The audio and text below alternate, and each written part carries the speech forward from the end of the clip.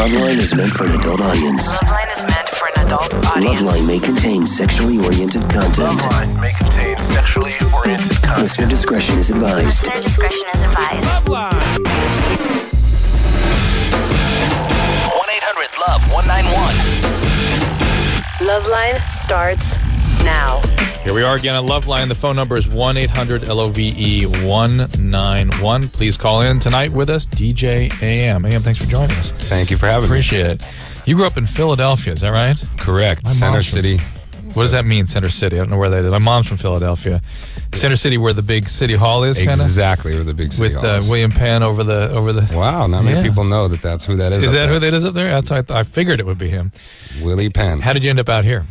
My mom was from here, born and raised here. My And, mom's from Philadelphia. Really? Well, we're born to be we're together. Backwards. What's going on? Let's get married. Hey. So, yeah, she was out here, and parents split up, and, she decided we're going home. And she took you back out here. And Were you I a was kid like, what do you then, or- mean? I'm home. I was 14. 14. That must have been a heavy transition. That's the worst time to move a But I kid, mean, from think. Philadelphia to Los Angeles, that is a heavy transition. Huge. Yeah. Huge transition. Could you make friends out here? Were you sort of defensive and angry and that kind of stuff? I was, I hated it for 2 full weeks. I had 14 days of hell. I thought, my mom moved me to hell. No one would Where'd talk they move me. you to, like North Hollywood or something? No, to Westwood. Westwood. Westwood. Perfect. To my grandmom's, my late grandmother's condo in Westwood. That was lime green and had cottage cheese, funky ceilings. Just to fill it and, out, what's like her ethnicity? Give me the full scene I of am her, a but her. She's old world, Eastern European. Russian Jew. Perfect. Yes. Perfect. Oh, boy. Yes. Oh, Kinahura boy. Yes, that was her. Kinahora. Ay vey. Yeah, amazing. That's awesome. Yes. So yeah, I've been very happy to be here though. Since then, I lasted 2 weeks, and now there's nowhere else I'd live than LA. And I love LA. How'd you get into the music business? I've kind of always, dabbled. Always dabbled. My dad bought me this boom box when I was real little that had a microphone on it, and I used to tape it to the speaker of the TV. And I'd make pause mixes. I had their play and record pressed and on pause, and I would watch, VCR, and I would know lines coming up on a movie, and I would unpause it and piece together these sentences. And actually, the first thing I ever made was a Gumby porno. Oh my God! I was obsessed with Gumby, and I play all these Gumby tapes, and I would unpause it on certain words and made it sound like Gumby and his dog Nopey were having a lot of dirty fun. So it wasn't Pokey. No, it wasn't It was a Pokey. dog. It was Nopey. Remember Nopey? He'd bark and just went, nope. Right. Yeah, right. the little dog That's Nopey. the late Gumby series. The whole theme was Nopey, let's bury the bone. That was the theme of it. It was about he was burying a bone, and You still have it? No, I wish I did. How So does funny my would that sister. be? She loved it. She thought I was an absolute nut. And how old were you when you were doing 16 or something? Oh, no, I was You're a kid. 12, This is back in 12. Philadelphia. This is in Philly. And so you're just cracking your family up then. Yeah, that was my first, musical piecing, sounds together and stuff. And then once I, obviously my parents' turntable, like every kid probably just wanted to spin it back and forth. And Right. how'd they get the men in these little grooves, and how's the sound in there? And ruined a lot of records. my kids, they don't even know what that is. They're like, They what are have those no big clue. discs, those things? They literally said to me the other day, you guys used to use a thing that you put an arm on a black thing. They Yeah, couldn't even yeah. process what the materials were. I've done a few parties where kids come up and they stare at the thing spinning around like, what is that? What the hell black does that licorice round flat thing? And this Yeah. needle makes a sound. Is that how that works? Yeah, it's crazy. It's crazy. Now people can see you at what club? In Vegas? In Vegas every Friday at Pure, which is at Caesars. I just started there. Do you live in Vegas? You just go up I and back live once a week? here. I go there I go in and out very fast. Wow. Land, work, fly home. Southwest, here we come. South Wheezy. That is the goal. So In and McCarran Airport's becoming your drive to the airport. Drive to the office, rather. out. Literally. Yes, Yeah. it is. And then you and Travis from Blink-182, you got something coming up on February 19th? Yes, we do. We played the acoustic Christmas, or no, Yeah. I don't know. The Inland Right. Invasion, I think. Yes, the Inland Invasion. I get them Yes. all. Weenie Row, I get them all mixed They're all up. the same. We played a show for you guys. We just do a kind of interactive drummer meets DJ type of show. Where, And this is a show anybody can go to? This one at Guys North. It's a new club, I guess. It's the opening of a new club, and I think they can go. I hope so. It's a new club. How'd you know? All right, let's take some calls. Here we go. It's 1-800-LOVE-191. Oh, we got some interesting things here. This is now Rhiannon, 15. Rhiannon? Hey, is this Dr. Drew? Uh-oh. Rhiannon, how are you, kiddo? I'm good, and you? I'm like a big... Alrighty. It sounds like we're not getting the callers through here, so let's try that again. This is Chris, 23. Chris? Yeah. Hey, what's up, buddy? You're on with DJ AM. Oh, hey. Hey. This is where you Can we talk. do something for you, Chris? This is your time. Okay. I was calling because, when I was in second grade, up until about the time I was in fifth grade, my cousin, I guess, molested me. Yes. And he's like 6 years older than me. Right. And recently, I've been in therapy and stuff because I'm bipolar. And I've never been able to tell my doctor about it. It always felt like it made me bad. And, well, Chris, part of that feeling bad stuff, you chime in here anytime if you want, but part of that feeling bad is the sense that you somehow participated in or caused this or maybe were aroused by this whole experience. It makes kids feel responsible for when, in fact, that's a very sort of primitive and grandiose way of looking at it. The reality is you're a little kid, you're going through life, and all of a sudden this victimizer comes along and swoops in, and that's that. You react as you react. Doesn't make you bad. You were a victim. I'm certain your doctors have hints about this already. It's pretty clear when people have been abused. You can kind of tell in how they interact with you and how they maintain themselves in their relationships. But I still would urge you strongly to tell them, because there may be other kinds of therapies they can sort of advise you to take. Things like trauma therapies. The question I have is, when I graduated from high school, I kind of distanced myself from my family. Mm-hmm. Like, I still talk to my mom, but I can't stand my cousin. Yeah, I'm sure not. Around him. Yeah, he's the perpetrator. You shouldn't be around this guy. This guy should be in jail. Yes. I was talking to my mom about it, and I tried to tell her over this past Christmas, because she was like, I don't understand why you don't want him over here. You don't want him coming to our house for dinner. And I was like, well, he did things to me when I was little. And she's like, well, I don't want to talk about that. Well, it's too painful for her to realize that she couldn't protect you from something awful like that. Chris, do not be around this guy. This guy is a criminal. He's an a-hole. Yes. I'm sure something horrible happened to him, but I'm sorry. I hope he burns in hell, such as it is. Whoa! And I think it's very important that you do talk about this with your therapist. You know, it's kind of like the saying that there's an elephant in the living room and no one wants to talk about it. Right. And I think for any therapy, if you're bipolar and in treatment for it, it's very important to be completely honest with your therapist, because holding in certain things is kind of like going nowhere. If you go to the doctor and you tell him your arm hurts, and then a week later you get diagnosed with a stomach problem, the doctor did his job. He checked your arm thoroughly. Right. Your arm was fine, but you didn't tell him exactly what was going on. So I think it's important to cover that and try to begin to work on it. Great. Alex, 20. Alex from Kansas. That's good. What's up, Alex? You're on DJ AM. Hey, what's going on, man? What's happening? I was just going to ask you, Dr. Drew, who would win in a fight, Joe Rogan or Henry Rollins, or would it cause cold fusion? Wow. I think Rollins is a bigger guy, but Joe Rogan's he's got the crazy factor, though. Yeah, but Joe Rogan's a hired gun. I mean, a highly trained gun. You know what I mean? He really is. Yeah, for sure. So. He's got bastard factor too. Rogan does. Alex, what's your question, buddy? Oh, that's it. That's all. All right, very good. Thank you. Fantastic. We had lots of interesting calls tonight. I blame you, DJ. AM, excuse me. All good. You're going to be performing in Sundance this weekend? I just did. You just did? Yeah, okay. I'm back. It was Sundance cold. last weekend? It's still going on. Oh, my But God. I did 2 nights, and now I'm back. How was that? It was 4 degrees, man. You don't like cold temperature? Not places? really Do you ski anymore. or anything? I've snowboard. But I didn't get a chance No to. time, I wanted yeah. to. I worked really late and slept, and I had a whole plan to do it, and it just didn't happen. I was up there 2 years ago during Sundance, and it's just crowded and hellacious. It is bananas. Yeah, man. and it's... Yeah, I don't fully know. get it, yeah. Me neither. I just go work, go out. All right, here's Jason, 25. Phone number here is 1-800-LOVE-191.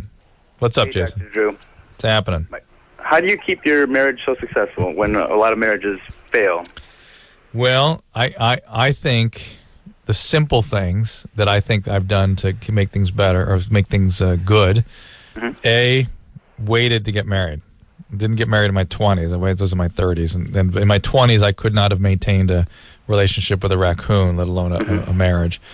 I remained completely devoted. In other words, there's not even a possibility of me screwing up, because to me, I see that as, unfaithfulness as an attack on these people that you love, and I can't imagine that. So that's just like completely out of the question.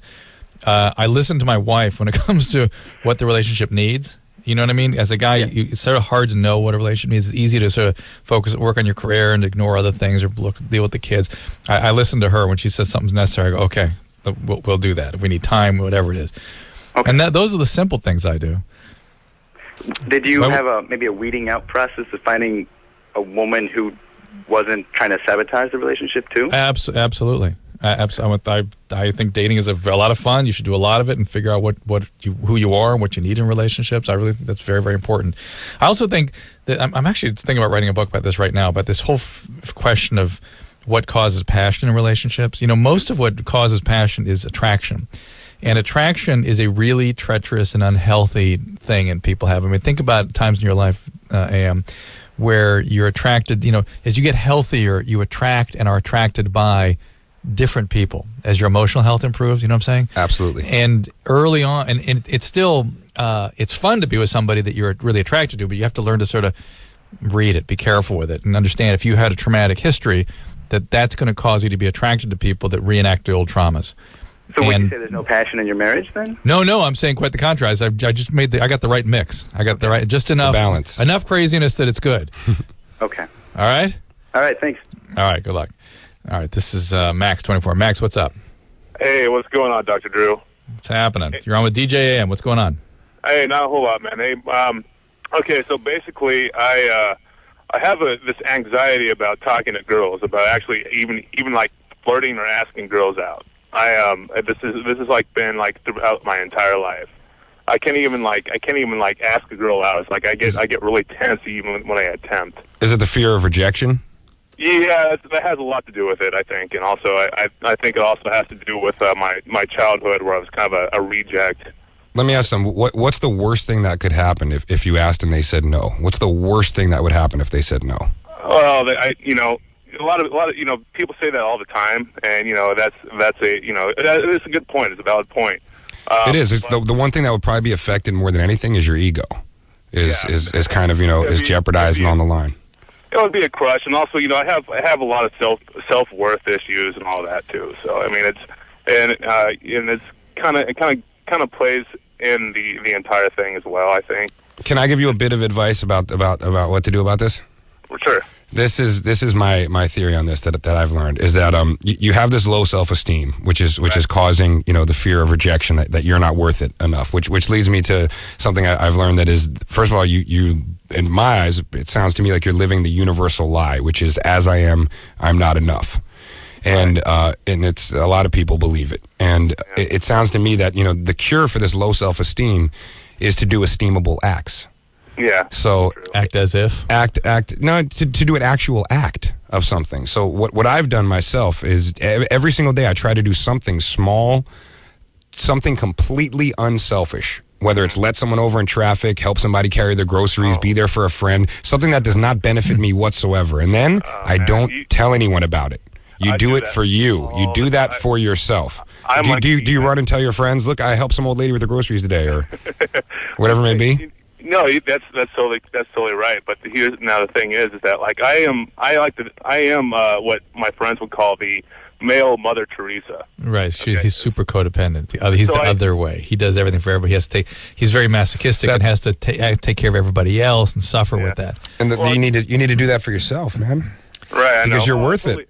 Well, I mean, I've been to Iraq and all that good stuff, and that made me feel good when I come back. And everyone kind of looks at me now as just the Iraqi vet, but that, I guess, and that's a good thing. But try doing some positive, unselfish things for yourself, right. for you to feel and know about, not to tell anybody else, not to discuss with anyone else. Do something to help somebody else out for you. Right. And I think that's good advice. And let me just suggest a sort of a behavioral intervention, and that is that one of the things that somebody like you will do is it's going to, for you to go up and talk to a girl, you're going to have to be super attracted. Again, this is back to this attraction thing. It's going to have to like overwhelm. You're going to really want to meet that girl, right? You know what I'm talking about, Max? Yeah. And then when you go up, and if you're rejected, then that's shattering because you already have built castles in your mind about how this relationship's going to go. The marriage, the house, buying I'm going to have together. sex with her. She's going to be the greatest. I got to be with this girl. And then, boom, it's all shattered. So what you need to do is start going up to women that you're not so attracted to and maybe you are interested in, but not crazy having that sort of I got to get with her thing. And get used to being rejected by them, yes, or not rejected, yes. And then along the way, you'll find some people that are interesting, and perhaps are very exciting to you, and you'll be equipped now to handle that experience of going up to and or being rejected or not. You understand what I'm saying, Max? Yeah, I know. yeah, right. Well, I'm certain that's been suggested to you before, but I'm suggesting a little twist on it, which is you don't go up to the people you're super attracted to. Right, totally. So just somebody that like, she's pretty cute, or kind of. Yeah, somebody you're interested. Just some of your interests you want to meet. Just somebody you'd like to. Ease your way into it. Yeah, yeah. Not Someone who somebody seems approachable. Nothing exciting. Take it easy. All right. Take it easy. All right, thanks. All right, Max. Good luck. And the whole codependents are a whole other breed. Yes. And yes, your advice about having him take care of himself and set boundaries with others is good. Brian, what's up? You're 20. Oh, come on, Brian. Screeners, please get people to turn their radio off. Brian, what's happening, buddy? Yeah, turn on. You're on the air. All right, cool. Dr. Drew, I got a question about my penis. And because I broke up with my girlfriend about 3 weeks ago, and I've noticed a difference in length and a little bit in girth and the erection. So since you broke up with your girlfriend, you started shrinking. Is that what you're saying? Yeah, there's a little shrinkage. Brian, what's happening, buddy? Brian, will you turn your damn radio off? Kill the radio, Brian. Please. Thank you. I got it. AM, what do you think? I think that's in your head. You know what? I don't think so. Because when guys have rejection, their testosterone levels fall. And when they get depressed, their testosterone levels fall. And there's some evidence that there might be some little change, at least in tumescence. And so there could be some, and it could also make guys sort of be sort of less, more like a turtle during the day when they're feeling sort of down like that. A depressed penis, let's call it. A sad penis. A sad penis, thank you. And then it may sort of, not really, the erection thing I'm not sure I can buy, but during the day, things could sort of look shrunken up. While it's flaccid. It's protecting itself. It's sad. Yes, while it's flaccid. And the low levels of testosterone tend to affect that. So the fact is, yeah, you're sort of traumatized. And think about any trauma. I mean, you're in a car accident. Mm-hmm. Your penis ain't out there for the world. You're in. You don't have a Woody. That's right. Things are going. It's turtle. It's thinking turtle all the way. This is Diane, 25. Hi. I wanted to ask AM what he thinks about, since I know he's a vinyl DJ, what he thinks about all the things like Serato and stuff and people who are DJing with that kind of equipment. What is that? That is an amazing question. Okay. And we could go on for 4 hours about this, but we won't. I'll just let you know that. Educate us. What's Serato? Serato is to me, I'm going to go on record saying it is the greatest thing to happen to DJing since the turntable. Wow. I switched over to Serato a year ago. Wasn't she comparing you to somebody who uses Serato? No, she was saying she's saying she knows I am a vinyl DJ, and how do I feel about the Serato movement? What's happened is DJs and clubs now have a better way of not having to bring records to work. There's 2 time-coded records, and on them is SMPTE, which is time code, and a laptop. And these 2 time-coded records on a real turntable control MP3s in a laptop. I see. So I only go to work with 2 records now. I see. And I have a laptop with me that has 7,000 songs in it. So I can still scratch. Like a virtual guitar or something.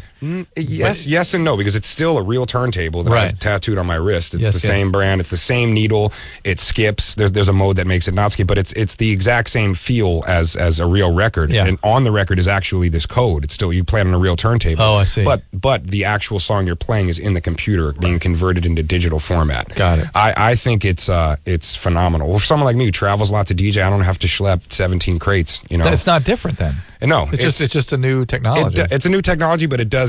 For one, I'm really sad because this is the death of vinyl to me. As we were speaking about, records and your kids not knowing what they are, they probably never will, except for these weird time-coded records now that I use. But it's made my life a lot easier. It's opened crazy doors. I had the guys who created it at my house yesterday showing me the new version that I was like drooling over because I'm a computer dork. Interesting. And, it's was amazing. it a hard transition to make? No, not really, because there's the startup mode is absolute mode, which is exactly the same as real vinyl. It has the same exact feel. You can needle drop, it skips, and it's you get to notice it as exactly the same. It's just kind of weird that the song's not on the record. It's in the computer, but if you move it around and scratch it, it feels exactly the same as a real record. You can't see the record that you're playing, right? I mean, you see it on the screen of the computer. Used to pulling it out of a crate or whatever. Well, they even had a fix for that. It basically what it does, it reads your iTunes library. So if you have iTunes and you have tons of song in there and you have $500, you can go buy Serato and you have all of them. You can scratch any song that's in your iTunes and it sounds exactly like real vinyl. And what that has is the same artwork. So, like what you're saying, looking through the records and looking at the covers and feeling that you have that on the computer screen, you see the picture of the artwork, which isn't the same as a big old 12-inch, cover. That's why I love, records. It's like a big poster comes with it because it's this big square, funky poster, in the back and the liner notes and all that. Now it's an ID3 tag. Yeah, and for those artwork. of you that have never had to live with vinyl, though, A, you pick up the record cover and it slips out and smashes on the floor. Yes. B, if it's over 75 degrees, it turns into like a taco. A taco. Diane, please, are you kidding? Yeah, it's amazing. It's amazing. And it's enabled. It also does have a lot of things that are, enabled me to be a lot faster. I was worried it was going to slow me down because I play very fast, and it's sped me up by a full 2 bars. I get ideas and I can do them instantly. And I don't have to go dig out the record. When I'm laying in bed and I think Bowie would sound really good with this one drum beat, I don't have to run down to my garage and find that record. I just load it up and it's right there. I type in the word Bowie and there it is. Can I ask just another quick Diane? question? Yeah, just real one more quick. question. Yeah. What's like the most rare record that you have in your collection? That would probably be the one I was happiest to get was Moog Indigo, which is it's this song called Eva, EVA, and it's the original sample from Gang Star's Just to Get a Rep, and it's a that, and I love my Serge Gainsbourg records, and I don't know, I have a bunch. This is Linda 19. Linda? Hello? Hey, Linda, what's happening? Hi, I just want to know, I have a question because, I don't know, when I have sex, I start squirting, okay? And, I'm 19 years old, and a lot of girls my age that I talk to about this never happens to them.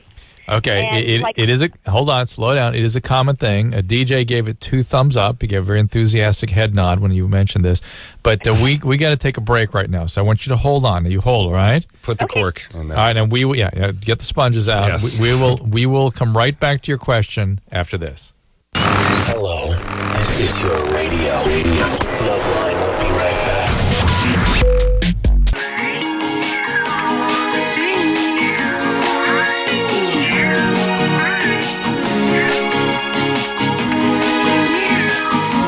Hey, everybody, it's LoveLine, 1-800-LOVE-191. DJ AM in the hizzy. In the Heasel. I'm going to join him Dr. on Driesel. Valentine's Day in Las Vegas at Pure. Should we make out? It'll be Valentine's Day. We're in Vegas. My wife's going to be with me, so she may get a little PO'd. But let's go from that to talking about squirting. Let's go back to something much, much better. Oh, yes. Linda's 19. Linda is curious about where that comes from, right? Squirtles. Linda? Yes. Oh, we didn't. Oh, there you go. I was gonna say we didn't lose you, did we? So ask the question again, because we're back after commercial here. Here we go. Okay. Well, okay, my question is, I'm 19 years old, and when I have sex, I start squirting.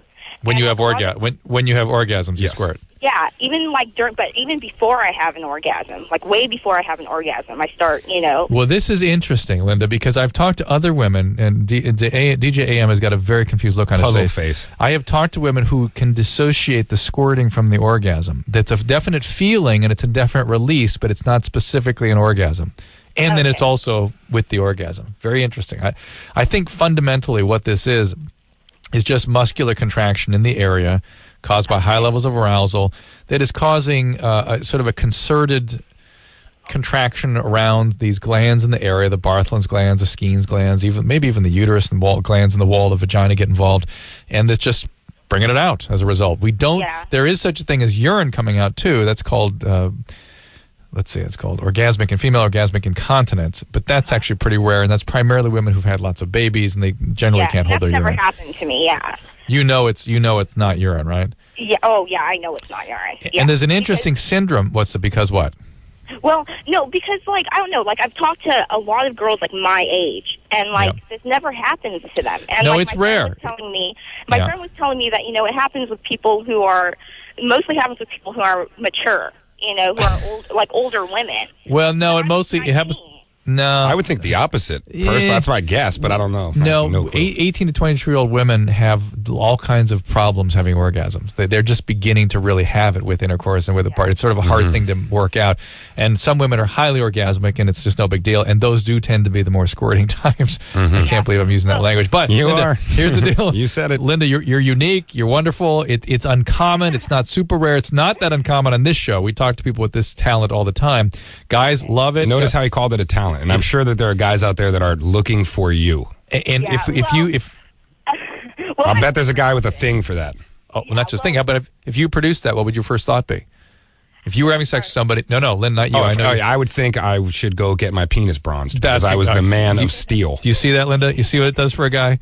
Yeah. It does, he's doing a pose down and a touchdown dance. Some guy's going to be posing in the mirror afterwards, just like, I rule, flexing and calling his friends like, yeah. Yes, for sure. Yeah. Right. Well, see, I hope it's just nothing wrong. Like, I knew it was nothing wrong. Linda, but, like, Linda, nothing wrong. Why it happened. It's nothing wrong. It's a talent, and it is something. There's a syndrome I was beginning to tell you associated with this. With women that do this, feel ashamed. They feel like they don't want to talk about it. They don't want to tell their friends. They're afraid that the guys are going to freak out. Listen, your girlfriend's jealous. Your boyfriend's bronze their penis. Okay, yes, it's a good thing. Yeah. All right, we need to say more. This is Stacy, 23. Hey, Dr. Drew. Hey, Stacy, what's up? Just wanted to say, I called in like 3 years ago. You gave me some really good advice. I didn't get it then, but it was about not being obsessed with guys because I'm an abuse survivor, not being obsessed with, like, going for the guys that I'm obsessive about. Yeah. And I didn't get it. I thought that was really impossible to have a relationship without being, like, feeling that way.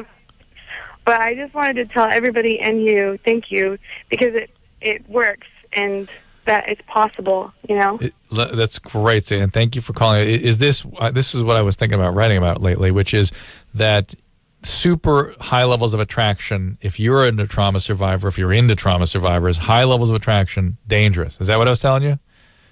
Yeah, basically. And I think the best thing that you can do is let someone love you so you have no choice but to love them back, not see someone and be like, oh, I got to have it. That's what made me think of it when you told that guy that tonight. That's exactly right. You got to have it, but that is not going to last forever, and it works. And I've been with someone for 2 years, and it's totally working. Right, and you get stuck with the got to have it. That's what you're stuck in, is that state of getting to have somebody who's not available, as opposed to building a relationship with somebody who's actually available.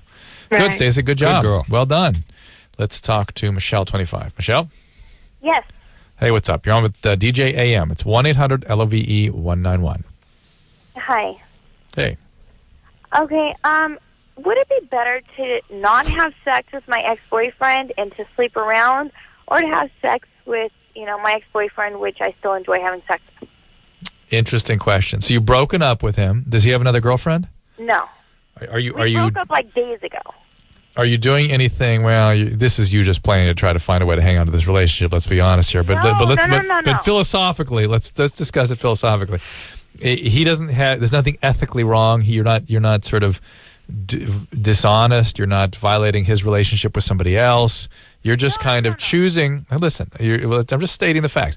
You're choosing to be with him as opposed to be with other people, even though that's just to get that sense of closeness and that physical contact, because being with lots of different people who you don't really know is just sort of unpleasant, right?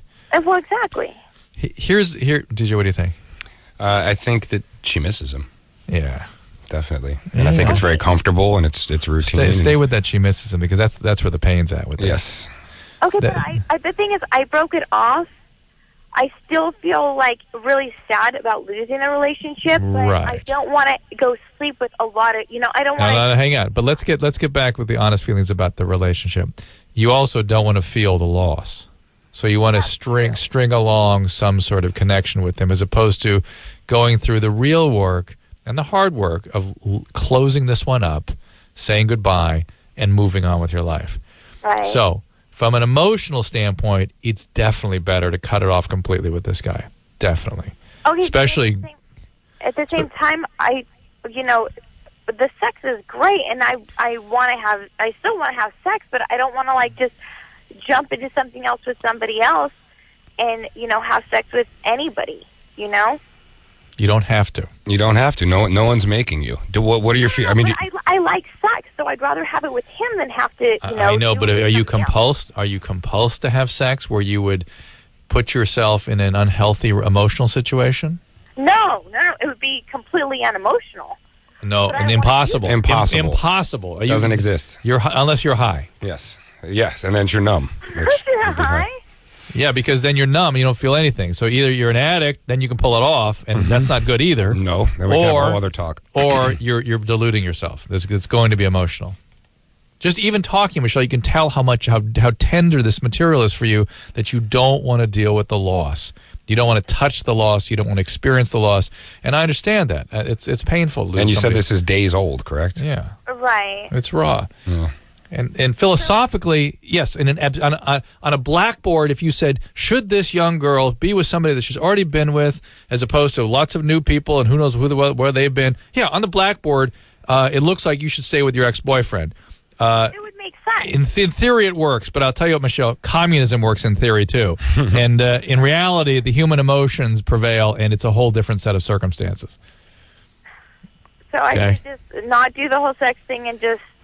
Well, you ended the relationship. You guys broke up, right? Right.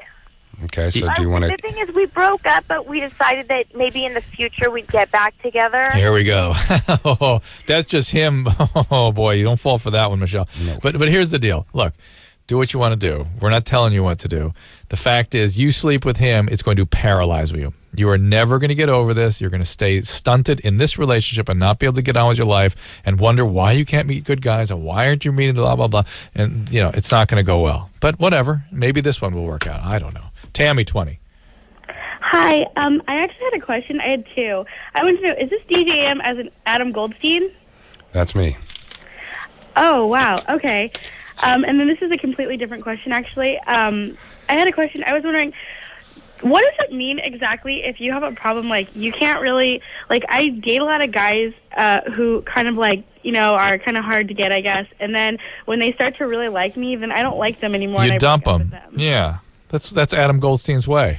That's actually what I call the Carrie Bradshaw syndrome. In Sex and the City, how she's always going for Mr. Big and Mr. this and Mr. that, but always longing for the guy. The reality is, if Carrie Bradshaw got in a relationship, she'd sabotage it. She'd ruin it.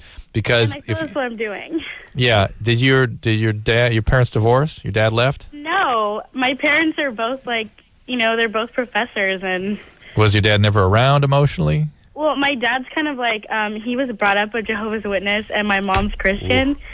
So it's like a completely different family. Yeah, so my dad is kind of like withdrawn.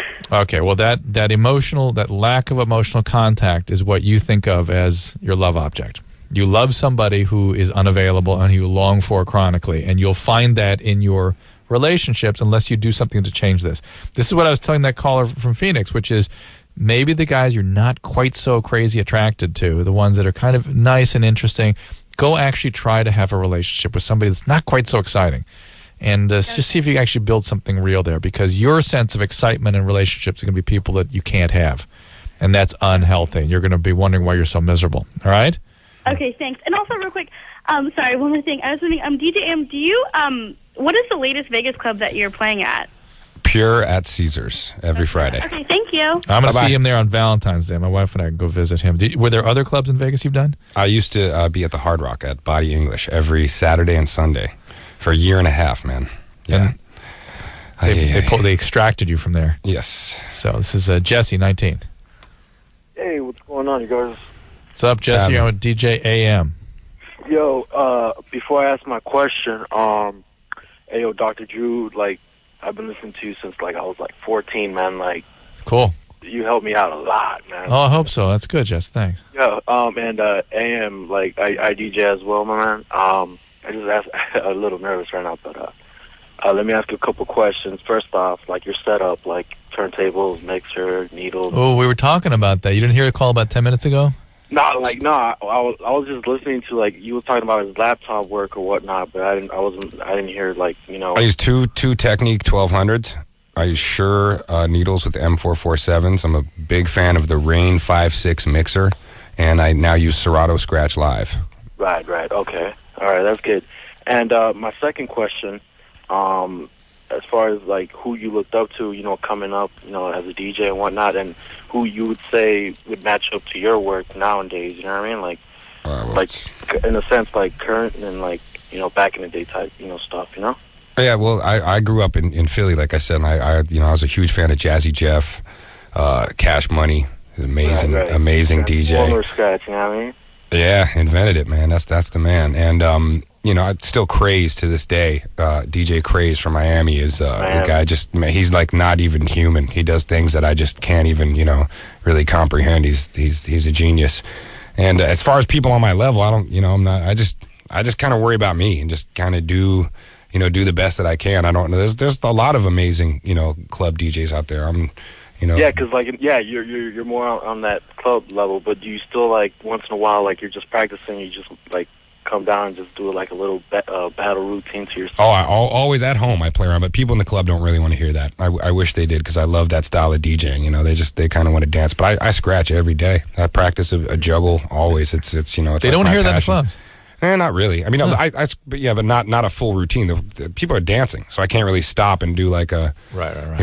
It's solo. It's not a battle, a solo. Right. Exactly. Hold on, everyone, stop dancing while I solo for you from the booth. I belong in the DJ booth, not on the stage. That kind of performance stuff goes on the stage, and those guys would eat me alive and make me look like a schmo.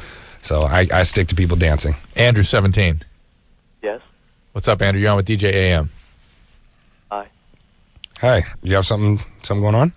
Yes, I was masturbating a day ago, and I kind of do it pretty hard. And I heard a pop in my penis, and then it ended up getting bigger, started throbbing. Uh-oh. And then I didn't ejaculate or orgasm or anything. And all of a sudden it just shrinkled all the way up. Did it turn black and blue? No. It just I haven't been able to get aroused or anything. Yeah. There's a couple things. There is a suspensory ligament that holds the penis so it kind of stays up, so it doesn't droop down.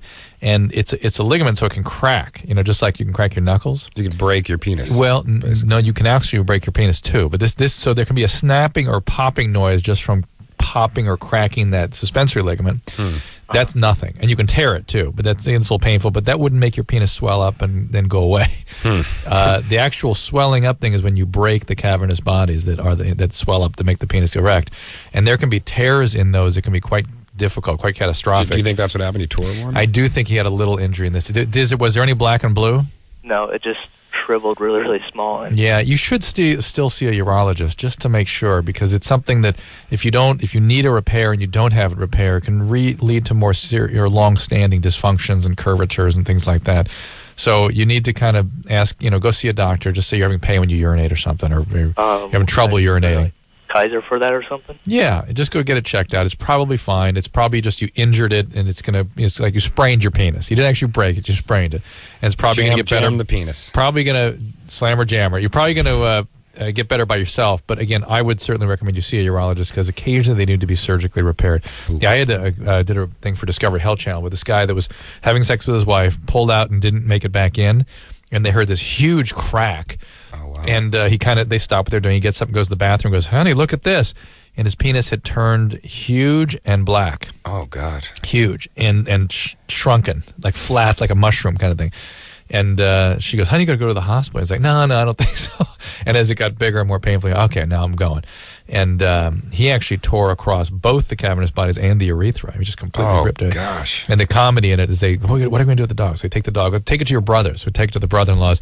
And the brother-in-law's like, they're like, "Well, what's the matter? What are you doing?" And the husband goes up to the brother-in-law and goes, "I think I broke my penis." Of course, the guy's laughing his ass off. Yeah, of course. And he goes, "Can I see it?" "Yeah, huh?" The laughter stops. Yeah, how bad. That's the end of that. That's one of those things. It sounds funny, and then you see it, and you're like, oh, man. Yeah, it's bad times. But it was repaired surgically, and everything's good now. So, okay, the phone number here is 1-800-LOVE-191. Bring us all your calls. DJ AM can handle anything. Take it. I'll take it. Call it in. And can we call you Adam Goldstein? Is that sure? All right, DJ AM, a.k.a. Adam Goldstein. 1-800-LOVE-191. We will be right back. LoveLine. Okay, wait. My hair. We'll be right back.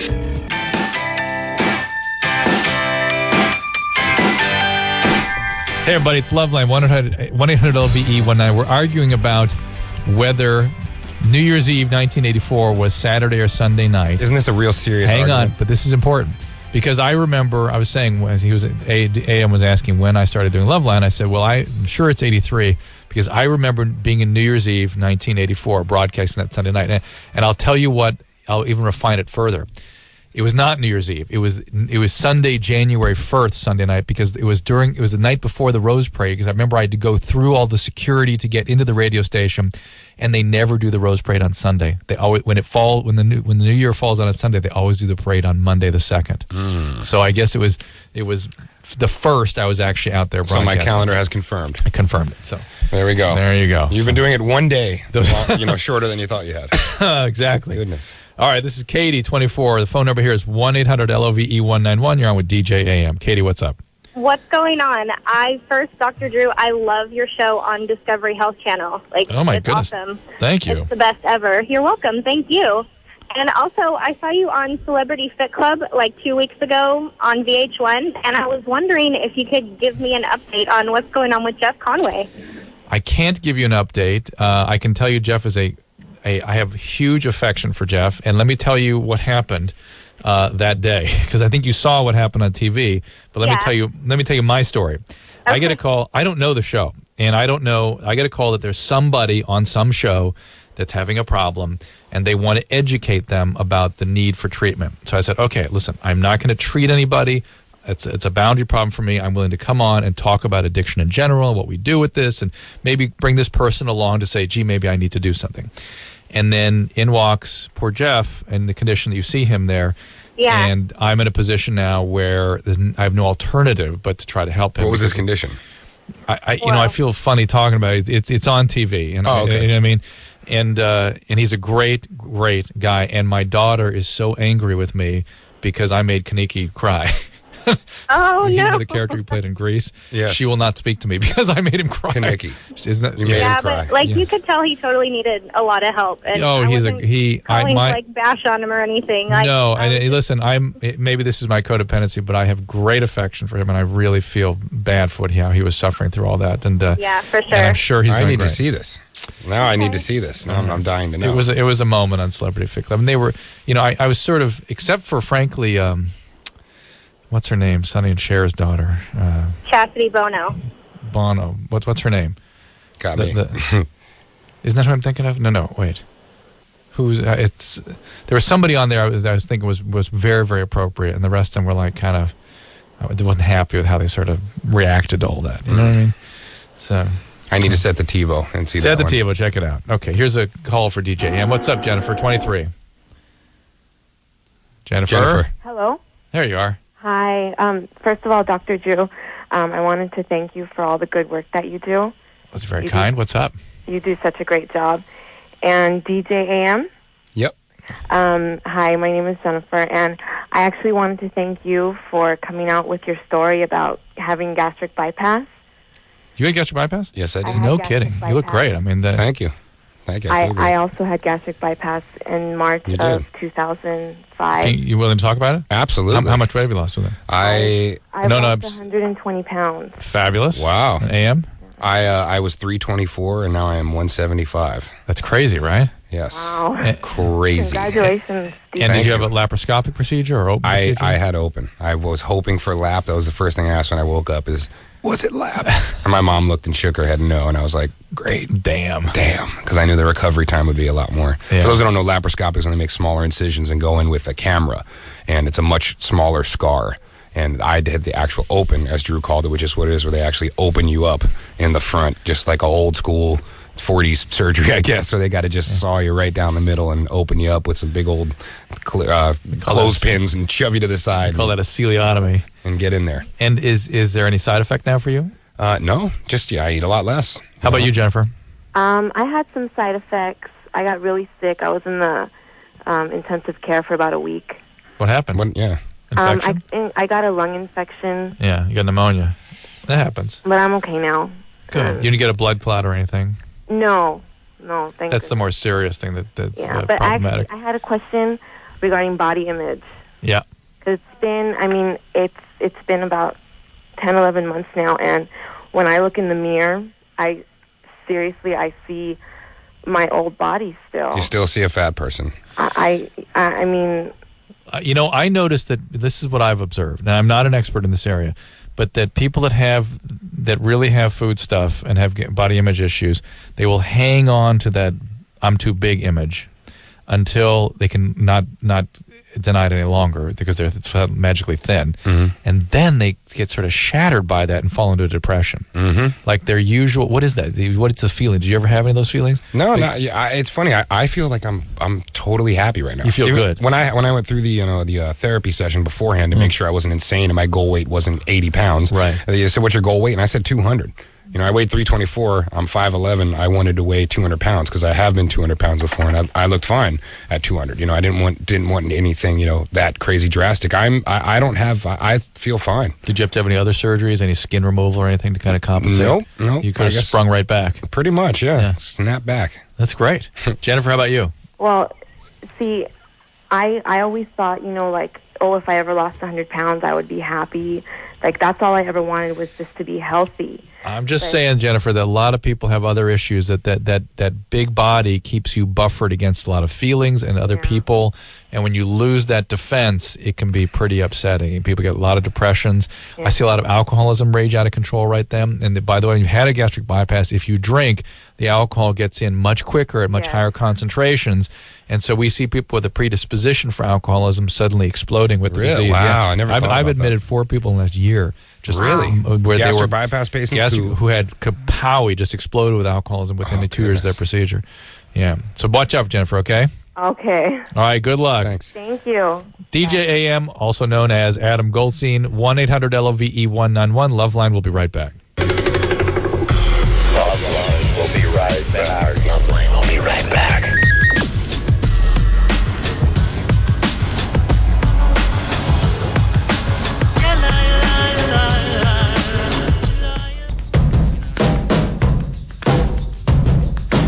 That's right, it's Loveline, 1-800-LOVE-191. Can you talk about that? Sure. That event? Absolutely. Describe it. Drew and I were just breaking down this gaudy display of wealth. Correct. And in New York, I DJ'd this bat mitzvah. I won't say whose or anything, but it was the performance is there. I just wanted to recap the. It's in the Rainbow Room, which is the top of the RCA building. Correct. The Rockefeller Plaza. And you walk in. First thing happens. Kenny G is playing horns in the lobby. Just like a way a harp player would. Just chilling. Kenny in the corner holding it down with a horn, kicking it for people. All right. So then head on upstairs to the kids' room where good, fun, friendly family entertainment is. Sierra performing in the kids' room, and then they open the big, out the big main room of the whole thing, and I DJ'd for a good 12 minutes maybe before 50 Cent came out and performed 7 songs, I think, total, including remaking In the Club into Go, the girl's name, it's your bat mitzvah as the chorus instead of Go Shorty, it's your birthday, yes. And my jaw was, on the sidewalk, and I was on the 80th floor of the Rockefeller, followed by Don Henley, then Joe Walsh, then the Eagles. Nice. All the rest of them come out of there, flew out and did their thing. Followed by Stevie Nicks and then Fleetwood Mac. Oh, my God. Followed by Tom Petty and the Heartbreakers. Followed by Aerosmith. Bat mitzvah. This is like some sort of summer festival concert. That's the coolest concert that ever happened in the history of concerts, basically, and it's a bat mitzvah. Was it covered by anybody? I mean, did somebody film it or report that's what was nuts. There was no, oh my God. It was no maiden, feed or satellite feed or anything. That's $3 million. Keep going. Oh, really? Yeah. Really? Just for the. It was released. It was 10. They said it was $10 million. Just for $10 million bat mitzvah for the whole thing. Yeah, and I was thinking the entertainment must be 4 or 5. Oh yeah, I think the whole thing total was 10. But all I could think about the whole time is this is right after Katrina, and I'm just sitting there like, yeah, wouldn't that be better spent? I have a feeling, it could be better spent than a one night, event for. Oh, I could go on and on, but I won't. Okay, we'll take a call quickly. This is for DJ AM. You're Baji? No, Baije. Baije. I beg your pardon. Baije. What's up? First of all, Dr. Drew, I just want to say, truly, I love your show. You've truly been a blessing to me and to many others. You've been extremely educational. Just been a great blessing, not only your radio show, but your TV show. Isn't he great? Give it up for Drew, everybody. He doesn't like my TV show. He's saying a but. Oh. No. Seriously, I just think, especially people of color, saying I'm an African-American. Yeah. And I'm just saying if you need a co-host or whatever, need help, I'll be happy to give advice. Baji, well, we're going to have this listener love line thing, and I am interested in diversity here. Let me tell you something. Okay. It's 5901 Venice Boulevard, Los Angeles, California, 90034. Okay, is there a website? No, wait. 90034, yeah. It's 5901 Venice Boulevard, care of producer Ann, Loveline, 5901 Venice Boulevard. And send us a note about why we should have you on the listener love line, and then keep listening because we will announce who's going to sponsor the travel and then what nights we're going to bring people in here. It'll be interesting to bring listeners in. And there you go. You could be hosting with Drew. Right. No DJ problem. AM. Okay, DJ AM. I'm calling you from Detroit, and I'm originally from Detroit, not a true Detroiter. Went to school in North Carolina. My fraternity, Kappa Alpha Psi, is known worldwide. I'm calling, where do you see, and since you DJ house, club, techno, acid, jungle, ambient, all 9 yards, and, hip-hop, where do you see Detroit booty music? How has that has put an influence on music today? I'm saying, where do you see it? Where do you see it going? Tell me what that is. What's Detroit booty music? Oh, Detroit booty music is truly, just bass drop, fast slams. I can't even describe it. Is it kind of like Baltimore club music, like that B-more stutter stuff, or is it more housey? No, really, what it is straight hip hop beats, booty. Detroit booty music will be considered Miami, Atlanta booty, Luke, fast, but with house music. Luke Duke, yes. I personally, I love that stuff. Okay, do you know DJ Assault from Detroit? Yes, I do. I love DJ Detroit Assault. booty music, you know what I'm saying? Yes, I've always referred to that as B-more. Not B-more. It's Detroit, straight up Detroit. Okay, represent Detroit. I love DJ Assault's I'm saying, where records. do you see that? Has that basically influenced house, jungle, ambient? Since house music has originally started from Detroit too, as well. Oh, absolutely. I absolutely think it played a major part, and I think it's honestly has not seen the ending of it either. I started recently playing a lot more of that in my set, a lot of the oldie songs remade into that kind of style and fashion, and I love it. I'm a big fan of it, and hopefully it'll continue to grow. So now it's Eric 19. Eric? Hey, Dr. Drew, I love your show. I didn't think it was going to be the same when Adam left, but it's still pretty rad. God bless you. I have an enlarged left testicle, and I was just wondering, well, it's actually not the testicle. It's like the tubes or pipes, whatever you want to call it. And how can you tell the pipe's going up towards your body, you mean? Yeah. You feel it inside the scrotum? You feel the tube being bigger? Or I can feel it, and I can see it. It's like swollen. Okay. You sure it's not a lymph node in the area there? I don't know. I've been meaning to have it checked out. I haven't. Yeah, you need to have it checked. Whether it's a thickened, what's called spermatic cord, which is the whole apparatus heading up from your testy into your body, or if it's a separate mass or a lymph node, all those things would need to be checked by a doctor. When people get into trouble with tumors and stuff, it heads up the spermatic cord. But infection, inflammation, all that stuff can thicken the cord too. But it's something that needs to be definitely checked out. All right, Eric? Please, right away. Yeah, definitely. Don't goof with this one. I've had for a long time. Yeah, well, that's not. Listen, if you remember, Lance Armstrong had it for a long time, and when he finally went and had somebody check it, the tumor had gone to his brain. You don't screw around with this. It just keeps on going. It doesn't let you know that it's there until things are way advanced. Okay?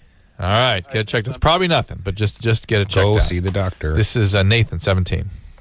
Hey, Dr. Drew. Hey, DJ AM. What's happening, Nathan? Hey, I just had a question about your band with Travis Barker from Blink, from Plus 44, stuff like that.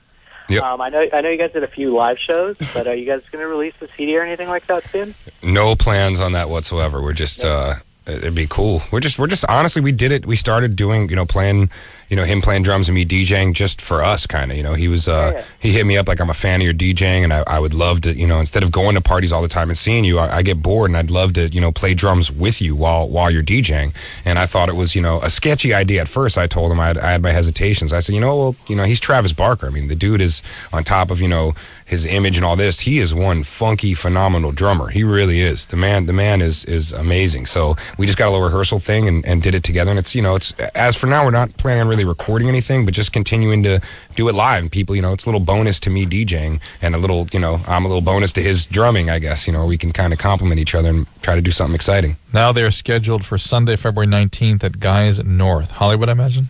Do you know where that is? I imagine. All right, Nathan? Yes, Hollywood. Awesome, thank you guys. All right, buddy, take care. Take care.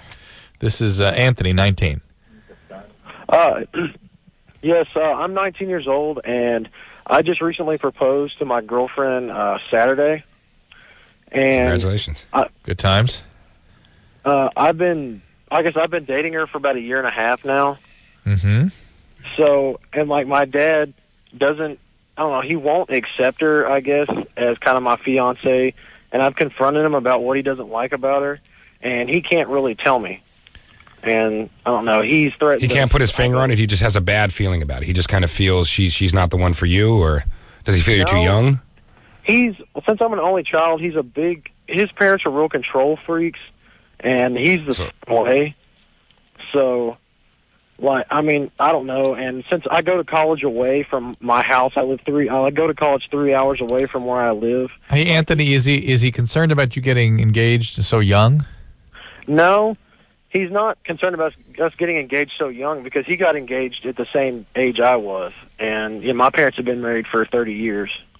All right. So. I'm worried about you getting married so young. I got to tell you. As am I. You just look at the data. And somebody asked me earlier in the show, and I don't know if you heard, what's the sort of recipe for a good marriage? I said, wait till you're done and you're with your 20s. Date around, figure out what you want, who you are, and then think about marriage. Do not get married under the age of, definitely not under the age of 28, I'd say. You shouldn't be raising Do you feel the same way ferrets. about that for men and women? Well, more for men. For women, for the most part, yeah, I do. Men, Just definitely. Men, definitely. Women are just more evolved than men generally. They are, aren't they? They really are. Good and so Lord, they they probably can handle a little more than that, but men definitely. And just the data on marriages under 21 or under 25, really, just abysmal, abominable. So why put yourself in that situation? Well, I mean, we're going to have a really long engagement. Like, we're not going to get married until probably we get out of college and maybe even grad. Well, why get engaged then? Why not just have a girlfriend? Well, I don't. She's real insecure, and I feel like that. I really love her, and I want this to work. So I just feel like. All right. Well, the deal is, the more your dad says no, the more you're going to push on it. So it's him saying no is not going to make you not do it. Yeah. And it'd be nice to know what he's seeing, because you should listen to your parents' instincts on things, just 'cause they can see stuff you can't. Yes, they can. And but Mama knows best. Have you had a relationship where your mom just goes, "Oh, honey, I don't know"? Oh, yes. Was she right? Yes. She was right. Yes. And I didn't listen. I did it anyway. All through high school. Oh, really? Yeah. She had. Mom has the eye. She knows. And during high school, yeah, and she would say, like, I don't like this one. She's a bad one. And I'd be like, but she's hot, Mom.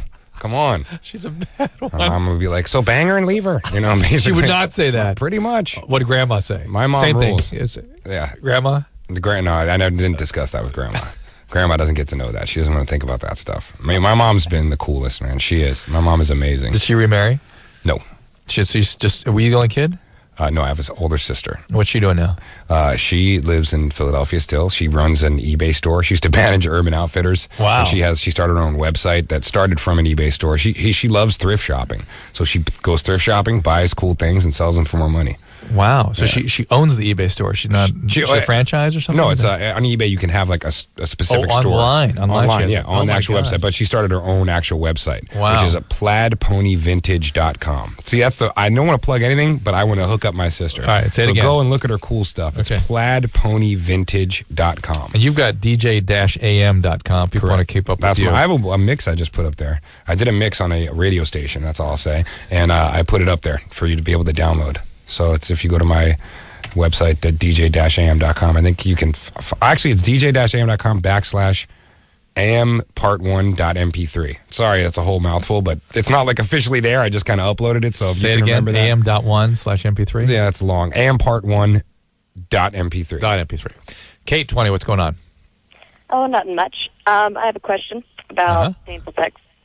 About what? Oh, boy. Painful sex. Yes, ma'am. Yeah. Ouch. Okay, so this has happened with two different guys, and I've only had sex with those two different guys. And when they push in, like, I don't know, what feels like they're just putting in just until the very end of their penis is all the way in, it feels really bad, like it's touching something it shouldn't. And is it hitting the back wall? I'm not sure. So this is it. I just had my first feminine checkup. And slow down here. Wait. I've got a couple questions. You've never had a pap smear till the age of 20? I know. Well, I hadn't had sex really before then, so. Oh, so you just started having sex? Yeah. And when the guy is deeply penetrating, at that point you feel like a visceral pain, like an inside pain? Yeah. Okay. And so my doctor said that my uterus was a little further back than usual, but like it's common in like 1/3 of women. it's retroflexed. Yeah, it flops back. It's no big deal. So when he pushes in, it sort of flops forward again and feels uncomfortable. Yeah. Is there anything I can do about this? And No, it's normal. You don't want to do anything with that. Just you got to learn to sort of position yourself and coach your buddy there to kind of take it easy and realize that too deep a penetration is not good for you. That's all. Okay. All right? Well, is there anything I should avoid? Yes, deep penetration. Things that hurt, Kate. Things that hurt. If it hurts, if something makes you uncomfortable, don't do it. Things that hurt. And again, if I have to coach another woman about not subjecting themselves to things that hurt because they're afraid they're going to upset their male partner, he's doing backflips just by virtue of your being willing to be there with him and have sex with him. That's it. Yeah. That's as good as it gets for him. Yes. He is the fact that he has to have his penis a 1/4 inch out or wear a grommet or something around it is not going to upset him. I promise you. Okay. Okay. All right. Thank Good you. luck. Good luck. Bye. Okay. Great. This is Carla, 22. What's up, Carla? Hi, I had a question about relationships and self-confidence issues. right. If I've been with a guy for almost a year now, and I know he's really into me and really attracted to me, but I get really insecure when he looks at other women, and he doesn't make a big deal about it. So I was just wondering if you had any advice and something I can do to get over that, because it's ridiculous, I know. This to me goes back to the universal lie of "as I am, I'm not enough," because you feel intimidated by the fact that his wandering eye is looking going to land on something. Yeah, has someone? Yeah, exactly. His wandering eye is going to land right on something. But something that's much more worthwhile. Something than she much is. more Yeah. better than you, of course, because you know. But that's what you think. Has he ever cheated on you before? No. Has any other boyfriend? Did your dad cheat on your mom? No.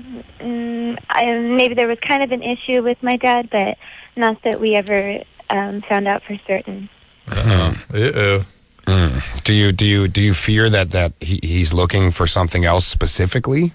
I don't know. It's always been the case with different men in my life. It's just something that I can't really get over, and I know I shouldn't feel that way because I'm pretty confident. And All right, let's talk about the facts for a minute.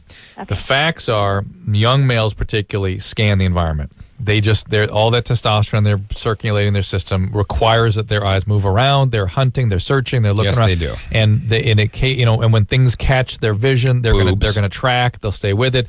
They may not even be conscious of what they're doing. That's just in their biology. It has nothing to do with you. He has to consciously stop himself from doing that to help understand that you're being insecure and that it's not sort of pleasant for you to see his, but it's hard for a guy to 100% of the time not do that. So it's natural for them to kind of scan around. It doesn't mean he's attracted to the people. It doesn't mean he doesn't love you, which you kind of understand. The problem here is, I suspect, is that you're actually are close to this guy, and that's uncomfortable for you to be close to somebody. So you got to find a reason to F things up. You got to find a reason to sabotage this, make it his problem that he's ruining this relationship so you can get resentful and angry with him and end this thing because your expectation is he's going to leave anyway. So what you got to do is create an issue so you push him away or you leave him, lest he should first leave you. Do you understand what I'm saying?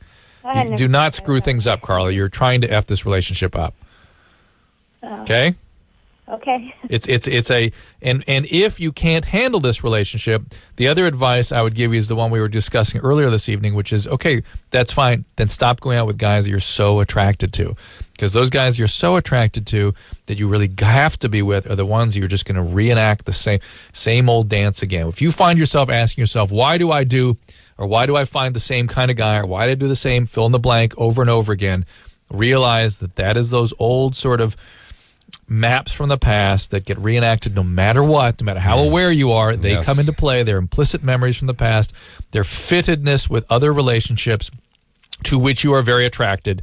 So go for the ones you're not quite so attracted to, and things will be less intense. Natasha, 22. Hey, how are you guys doing? We're good. You're on with DJ AM. It's 1-800-LOVE-191 here on LoveLine. Hello? Yes, ma'am. we're here. What's happening? Okay. I just have a question about my boyfriend. He's getting really obsessive. Like, he's not very talkative, which I hate. And second of all, he's just like, he pisses people off. like in little things he does. You know, he doesn't Like tell what? anybody until the very end. Like, example, my friend, I hooked my friend up with his roommate and everything, and they moved into our house. Well, he just told her yesterday that she had to pay rent, and she's like, well, I can't pay rent right now, but I can do it next month, and he just blew up in our face. And I don't know if this is, like, going to constantly happen, or is he just, like, going through a phase right now? Have you asked him?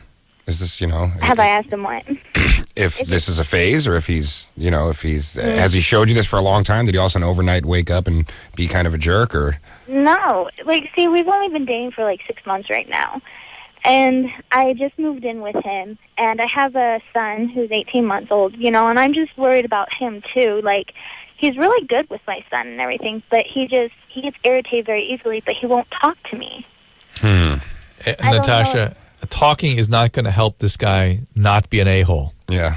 He has problems with aggression, and that's serious. If he cannot contain his aggression, there need to be consequences.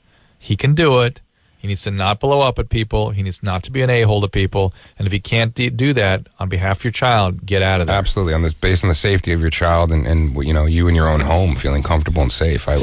Stop the Pygmalion project. You can't turn him into something different. Yeah. Okay? He is who he is. There are certain behaviors that are acceptable. Some are not. And if he's getting into the unacceptable range, get out of there. Okay. All right? Yeah. Thanks, guys. All right. You got it. He's not going to magically become super communicative and talkative. And even her fantasy is she's going to change him by talking to him. Yeah. Far too much is made of that, ladies and gentlemen. Far too much. Yes, absolutely. Talking does not do a lot. It's how what feelings you experience in the presence of other people and what you allow other people to see about yourself that really changes people, not what you say. The thoughts and words are all at the disposal of the feeling states and the drives. Daniel, 20, what's up? You're on with DJ AM. Daniel, you there? Seems not. We'll try somebody else. This is Jamie, 24. What's up, buddy? Ooh. Hang on here. Oh. Jamie? Yeah? Hey, what's up? You're on with DJ AM. Hi, DJ. You know what? I had a question about how you got started. DJing? Yes, I guess so. How I got started? I'm going to answer yes. How I got it started. You're the product of a normal spontaneous vaginal delivery. Yeah, exactly. A sperm swam up the stream, and then the stork came, and that's how I got started in life. DJing, I growing up in Philly, I had a good friend of mine who had turntables, and I saw them, and I knew that was something that I really wanted to do right away. And honestly, it was How old were you? I was 10. 10 or 11. You immediately knew it. That's interesting. I immediately knew it was something. Well, it was a combination. It was that, and right around the same time, I saw the Grammys where Herbie Hancock performed "Rocket," and Grandmaster DST was his name. Was Herbie Hancock's DJ who did that was amazing this the thing? We had the legs dancing around. Yes, in that was the there? video. It was for Rocket. That was the video for Rocket. When and he had a keyboard that he wore. Yeah, he wore it like a guitar. The whole video, everything was like a robot house, basically. Yes. It was a robot made. It was kind of creepy. But on that Grammy thing, they actually had the robot legs flying around. Yes, they had the robot legs, Yeah. open the closet, and the suit legs, and they kicked Right. out. Well, and the DJ was there, and he had those headphones that looked like the Peter Brady earmuffs with the antenna coming out the top. Right. And he did that fresh scratch. And when I saw him making that noise, that frip, frip, frip, frip, frip, frip, I wanted to do that so bad. There was just something about that noise that right away I was like, that is the coolest thing I've ever heard. I don't know why. And I wanted to go wiggy wiggy and do all that stuff. And what, you ran and got a turntable? Or I did it on my parents' turntable and pissed them off by ruining all their Billy Joel records. But I did it. I was trying to cut up Elton John and get down. And right away, I just, I knew it was something. Then when I saw that. But how did it go from that into something a little more formal, or did it? Seeing Jazzy Jeff and doing the Transformer scratch, that was something that was really caught my eye. So you saw there's somebody doing this, systematically. There's somebody performing. Yes, there are people performing. And I just wanted to try to make that noise. And then I saw it was a reality when a friend of mine had turntables, and he could do it a little bit. And I was like, I want to do it. Let me try it. He wouldn't let me touch him. And then, throughout the years, a couple friends of mine did have them. And finally, I begged my mom to buy them for me when I was a grown man, even too. Wow. And did you try to get jobs doing it, spinning, or right away? Yeah. Right away. Yeah. Not really right away. I tried to get jobs. A friend of mine would be like, I'm having a party. You have to DJ. When we weren't going to have a DJ before, and I'd bring my whole home stereo. Right. I started doing this illegal after hours in LA for $40 a night, free Budweisers and like a gram of Coke, basically. Which I'm 8 years sober now, by the way, but I don't want to promote that. But this is what I did it for. Yes, it was called the Boiler Room. It was on Fairfax, and it was in this little attic, and I would this upstairs, this car rental place, and I would DJ all night long for that. I bring my whole home stereo and home speakers and like a receiver and choose phono on it, and I would just play records for people. I loved it. I kind of couldn't get enough of it, but it was very seedy and shady over there. And then that was the first job that really a promoter heard me at and gave me my first job at Dragonfly. Which tell me, I want to hear a little more about the Budweisers and Coke. You walk in the door and somebody hands you 2 Budweisers. No, that's the guy who ran it, who was a friend of mine at the time. That's what he agreed to pay me. They paid you Budweisers and Coke. No, that was what I DJ'd for the night. I thought other people, as they walked in, they'd pay money, they get to come in, and they no. That was my payment. He's like, dude, I'll give you $40. And I was like, well, I'm drinking, and he sold Coke, so I was like, you better give me a gram, and he's like, all right, that's it, just one, and I would do it, and I was a bad boy back then. Got it. And how long did you use before you got sober? I used since I was 12, and I got sober when I was 24. How old when your parents broke up? 14 was the official. So it was official divorce. Things already unraveling when you were 12. Oh yes. So that's what helped you. Yes. Regulate, as they say. Yes. Well, my growing up was kind of nuts. So you had my father was gay. Oh, no kidding. Yes, and I always knew a lot of problems were definitely going on from them. Between them. They were fighting. And yes. Was he carrying on or something and cheating? And we had a guy live with us who kind of worked for my dad, who was my dad's lover. Oh. Yeah, it was kind of nuts, and I kind of figured it out actually before my sister, who's 2.5 years older, and it was it is what it was. Yeah. It is what it was. But I found, for me at that time back then, I needed some kind of something. Sure. And drugs, I guess, were it. Smoking pot was. And pretty much how far down did you go?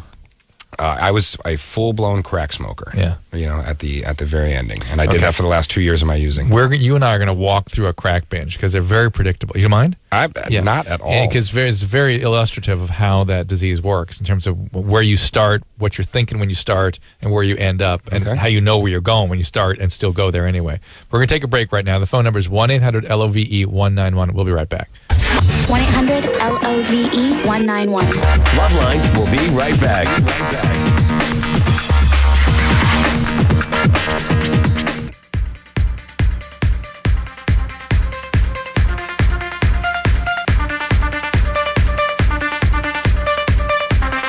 All right, it's LoveLine. The phone number is 1-800-LOVE-191. DJ AM, also known as Adam Goldstein, a gastric bypass survivor. Success story. And we're going to walk through a crack binge, okay? Because I think crack binges are really interesting in terms of illustrating how powerful the disease of addiction is. Yes, they are. And yes, I'm a crackhead. So here you go. So crackhead sober. Let's describe the scene. When you start out on a crack binge, okay, not your very first binge, but you're just a general. When you're in the crackiness, when you're already a smoker. Are you by yourself? When you start out, start out by yourself, yes. Would you ever start out with other people? At the beginning, I did. The disease turned into me wanting to really. All right. Well, let's start when you're with another group of people. Okay. So you were first hit, right? Yep. How was that? It's very much like an orgasm. Amazing. Okay. How about your second and third hit? In the same night we're talking about. Same night. Second hit, third hit. They're still, it's still good. that burst of, euphoria, but it doesn't last as long. It starts to wear off. It starts to wear off quickly. Now, you've been on a binge 800 times, and so it's going to go like that. Yes. You know it's going to be only good for the first few hits. Correct. Where does it start not feeling really much good at all? How many hits in, would you say? Or how many hours in? As long as you have it, it doesn't not feel good. It's when it's all gone, to me, it didn't start feeling good. Didn't you start? It started feeling a lot less powerful. Did you start thinking strange things eventually? Oh, absolutely. You start hearing things. That doesn't feel good. No, definitely not. Okay, but you know you're going to that. When you take that first hit, you're going into that state. Absolutely. Literally 5 seconds after, say, the fifth hit is what you're asking me. I guess after, the fifth one, right away from the first one for me, but, 5 seconds after you take the hit, after you exhale it, the paranoia for me would set in. So you immediately get paranoid. Okay. Beyond paranoid. Okay, so now let's say we're a day in. You started out with a group of people. They still around? No, Oh, not at all. You're by I'm yourself. alone. Yeah. You're in a bay windows, well-lit room with the curtains open? Absolutely not. Okay. Quite the opposite. You got a room, curtains closed. Curtains closed. Foil on the windows. Foil on the windows. Blankets, door, barred, tables You're in the against it. closet. Yes. With a single light bulb and a crack pipe. No light bulb. No light, but dark in the closet. Yes. What are you hiding from? From the imaginary people that are coming to get you. And what are those people wearing? White coats, police uniforms. Yeah. There's an absolutely characteristic paranoia with cocaine, which is uniformed officials.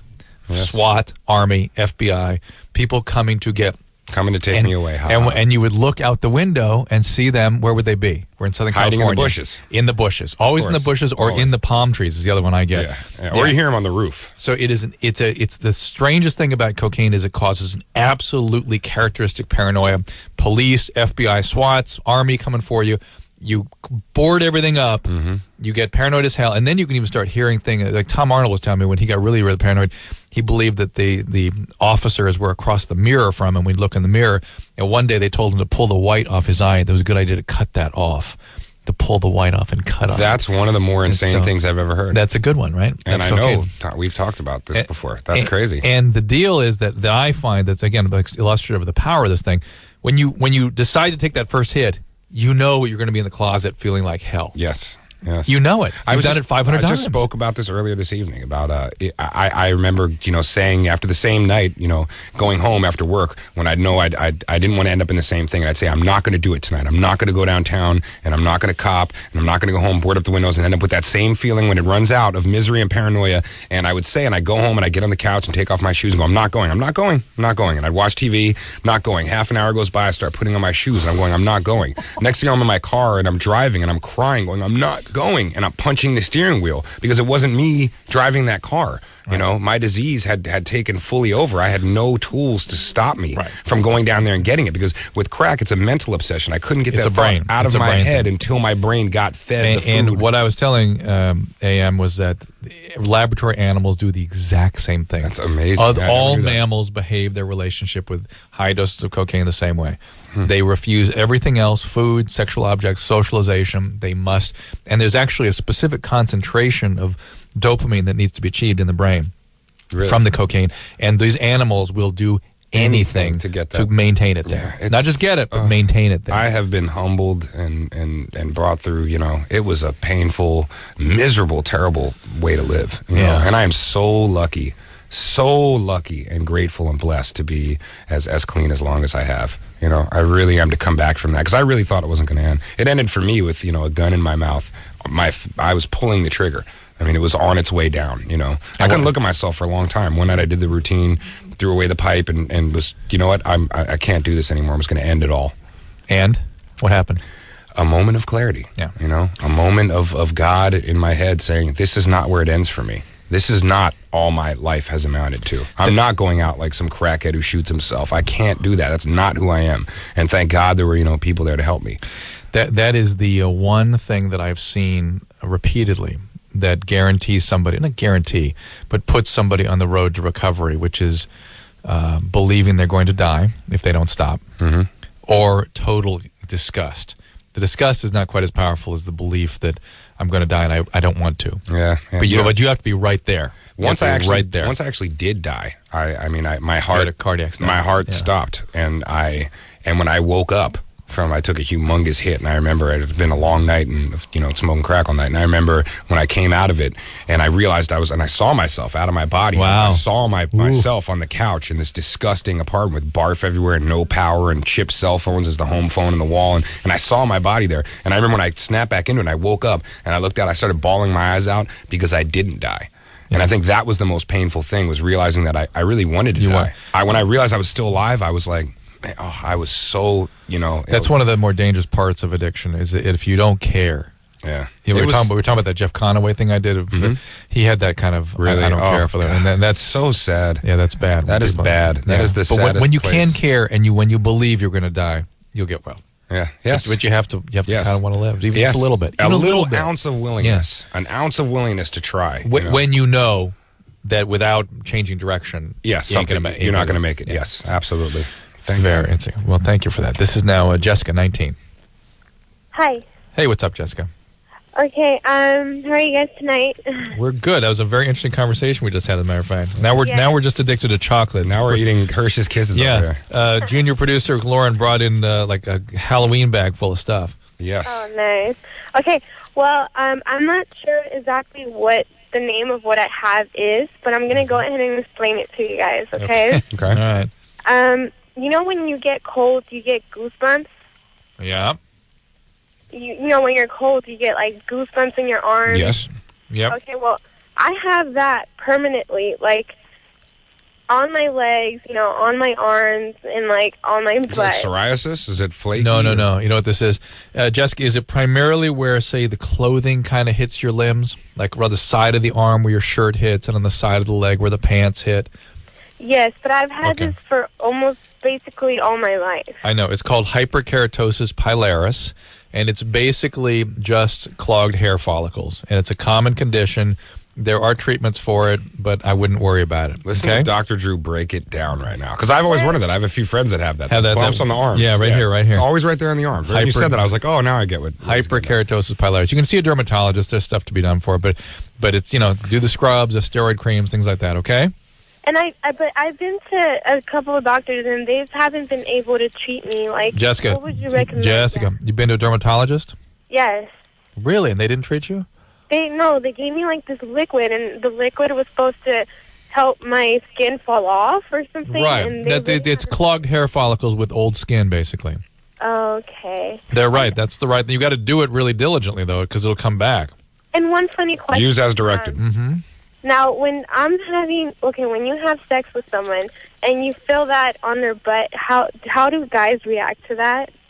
Oh my God, she's having sex with me. I'm so happy. That's how guys react to that. That's how we react. But did you hear what I said? Jessica, here's how he reacts. I'm getting laid. Thank you, God. Thank you, God. Thank you, Jessica. There you go. Okay? But you guys don't like that soft body kind of thing, and then all of a sudden you feel like this girl with some, like, Rocky Road body, you know? Jessica, ask DJ AM again what he would think of that. Woohoo! That's exactly what I'm feeling her butt. Oh, my God. I'm touching a booty. Yeah. All right, relax, okay? You guys are way too hard on yourself, young ladies. Oh, you know, if you only knew how easy guys are to satisfy. Rebecca, 24. Oh, she's not on you. Hold on a second. Come on now, Rebecca. Put her on hold, guys, on the other end. I want to talk to her. There she is. Rebecca, 24. Hi, yes. Hey. I just listened to you guys talk about addiction. Are you there? Yeah, we're here. We're listening. Sorry about that. There was some breaking news just a second ago. Sean Penn's brother was actually just found dead. Yeah, Chris Penn? Yeah. Oh, my God. I'm sure it's alcohol, too. So I'm Do you know assuming Chris? it's some kind of drug-related thing, but Yeah. because my question was, I'm actually just a few days sober from meth. And From what? Methamphetamine. Oh, wow. from glass. And I was curious if you may have actually any advice, DJM, for someone who's borderline wanting to go back, but no, they shouldn't. What have you done first of all, how long are you off it? 9 days. 9 days. What have you done in 9 days to help you get off it? Just straight detox. Straight. You been in a hospital, a treatment center, or by yourself? Or? My parents are actually super, super supportive. And we decided that's probably the best way. First off, they Oh, take the card. okay. Hold on, Rebecca. We're going to have to talk more about this. This is not sounding good just yet. No, not at all. Yeah, that's what we call codependency. But here, relax. We're going to talk to you. We have to take a break, okay? Gotcha. So we're going to come back to your call in just a second. Here. BRB. DJ AM, we're going to deconstruct Rebecca and her enmeshed family system after this. LoveLine will be right back. So get your problems ready.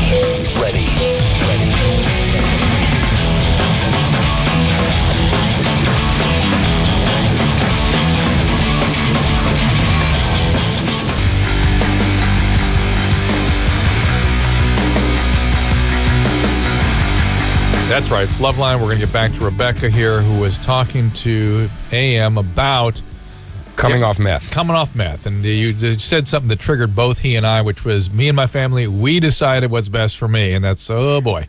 Yeah. So, Rebecca, let me just give you some words of advice about speed. It is pernicious. You feel empty and like you can't survive without it. You will crave it because the paranoias from speed are very different than the paranoias from cocaine. Right. We just talked about cocaine being a preoccupation with uniformed officers. And that paranoia goes away in 12 hours as soon as you stop using cocaine, typically. Right. With Well, AM amphetamine, actually said something, too, that kind of hit home with me, is that it's more of a mental addiction. Yes. well, there's no such thing as a mental addiction. It's all a brain disease. Mental obsession. It's an obsession caused by chemistry in your brain. And with that basically all motivations in your brain become subservient to the drug. That's a biological process where all survival drives become focused on the drug. And stimulants do that more powerfully than anything. And so the pernicious quality with speed is that it persists after you stop. The feelings of emptiness and unable to function without it persist. The cravings are intense. And that irritability and paranoia, which rather than being focused on uniformed officers, is focused on people close to you, family, friends, neighbors, coworkers, that paranoia persists for weeks. And so you screw up your relationships. You don't trust other people. And that makes it... and that makes it very difficult to stay sober. You need to be, Rebecca, in my opinion, in a structured environment, not a prison created by your family, but a place with sober people. Absolutely. Maybe a sober living house. I have to cut everything and everyone. That's a given. But I didn't say that. I said be around people and learn to connect with them and to regulate, use other people to help you regulate your feelings and deal with these drives who have been where you are. Not isolate, not be imprisoned, but to be around people struggling with sobriety like yourself. You can't put a percentage or anything, but is meth addiction usually people tend to fall back towards it more so? That's all addiction is about not being able to stop. Yes. But meth is very pernicious. It's the feeling that a lot of my meth addicts tell me is that they cease to exist without the drug. And so it's always there pulling on them. And if you're not in a structured place, it's going to drive. Have you thought about going to a treatment center, even though you're 9 days off it? I mean, have you thought it? Well, that was kind of the original game plan. Good. But one of the treatment centers in Newport Beach around here said that you had to be 2 days sober before even entering it. Well, that's Sober by the Sea or something like that. But that's sober. Yeah. That's sober living. But Hogue is a treatment center. Go to Hogue. They've got a full facility. The one who said that. Hogue said that? No. They did not say that. Well, you know what? There's a weird thing with insurances and speed right now, that they won't pay for any detox from stimulants. Right. Wow. And so you have to go to residential level of care. Well, it's a good thing you have 9 days. Yeah, and if you go to residential level of care, you have to be off drugs. Right. So it's sort of a catch-22. So there may have been something like that going on. And then just a quick brief thing, too. Also, antidepressants going along with that. I was mixing Lexapro with that.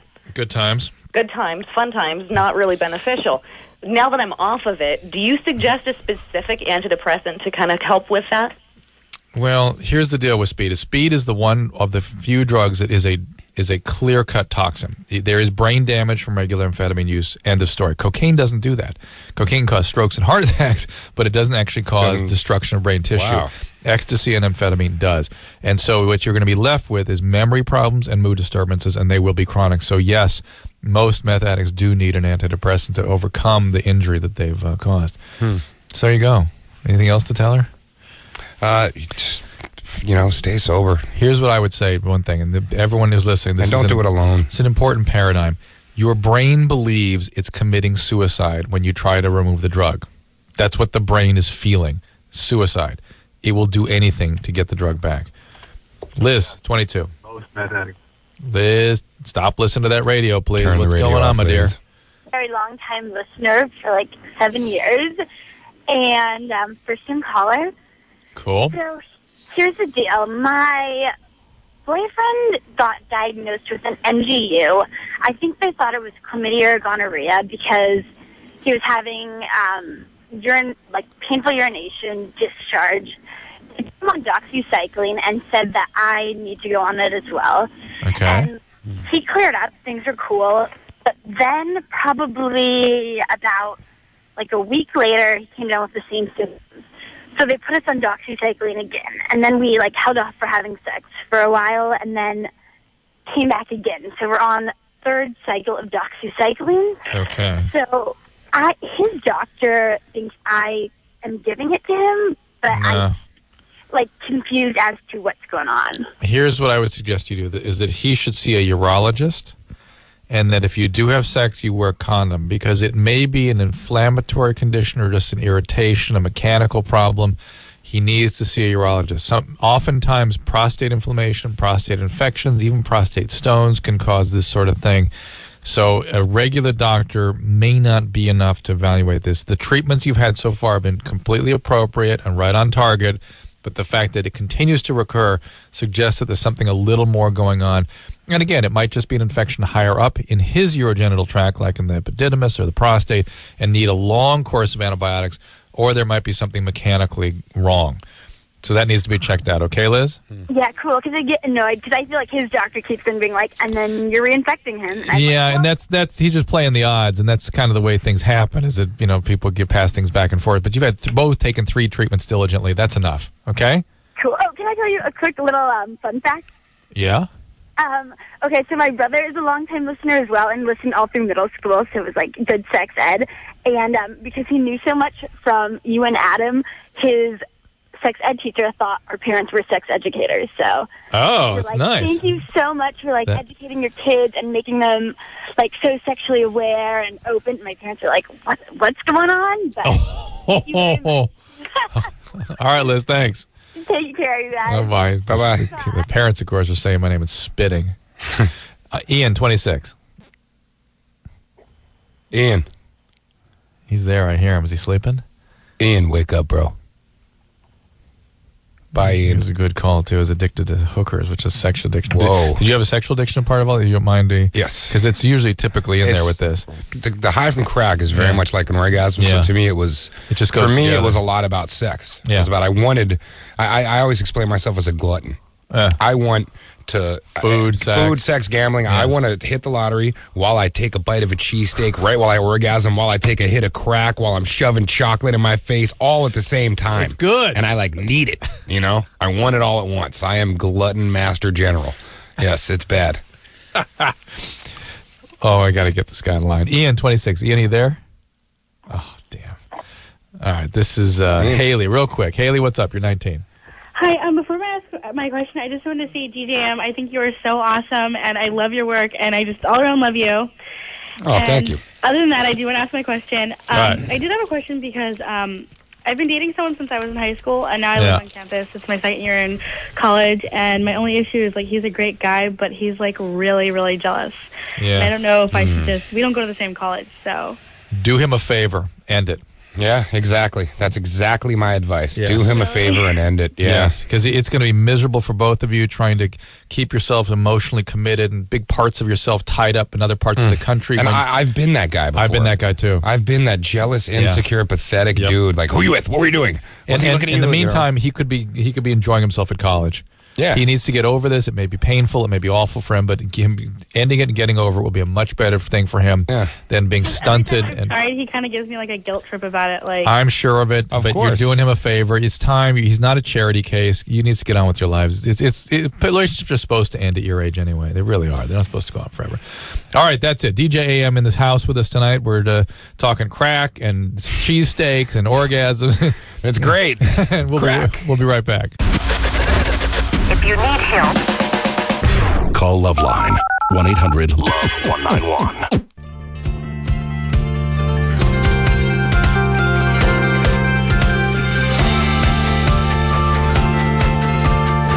Well, that about does it for LoveLine. DJ AM, a.k.a. Adam Goldstein. Yep, or Adam Goldstein, a.k.a. DJM. And the website is dj-am.com. There's a download there at... the same website, /am part1.mp3. Which go to Plaid. Forget me. Go to my sister's website, plaidponyvintage.com. Look at her cool Plaid, P-L-A-I-D, pony, one word, vintage. Got it. Correct. Or Google it. All right. Her name's Laura. She's rad. Just email her. She's the coolest. Buy a shirt from her. Well, thank you very much for coming in. This was a lot of fun. Thank you so much for having me. Sharing, being open, honest. Hope you come back soon. And, anytime. We're about done. So until next time, this is Dr. Drew saying good night and stay well. This has been LoveLine. The opinions expressed on this show are not necessarily those of the staff, management, sponsors, or the station. The producer for LoveLine is Annie Golden. LoveLine is a presentation of Westwood One Entertainment.